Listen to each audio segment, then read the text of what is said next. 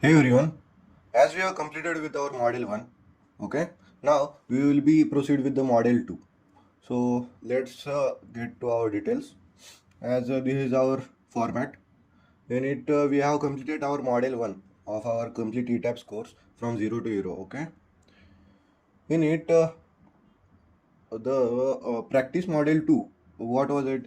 It was importing the AutoCAD plan to ETABS, column orientation, one way and two way slab discussion, and secondary beam discussion, and the moment release in the secondary beam. Okay, but uh, as you have just completed with the model 1, okay, so I have updated with some more details with it.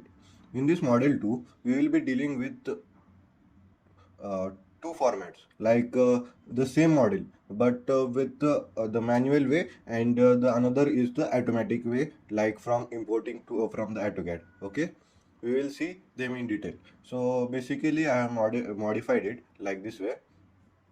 In practice model 2 we will be seeing as we have completed here with the introduction part as the symmetric grid with the grids in the symmetric form. Okay, in the second model, we will be making a unsymmetric plan model in the two ways. Okay, so there will be the two ways like the manual way and the advanced fast way.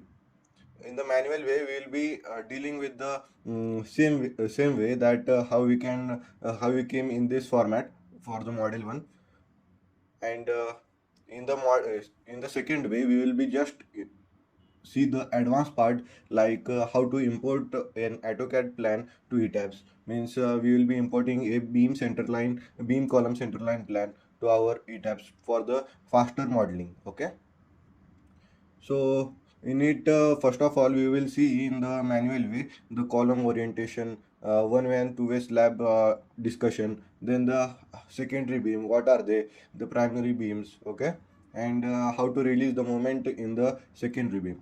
After completion of this manual way, we will be proceeding with this next part, that is the importing AutoCAD plan to ETABS. So let's get started.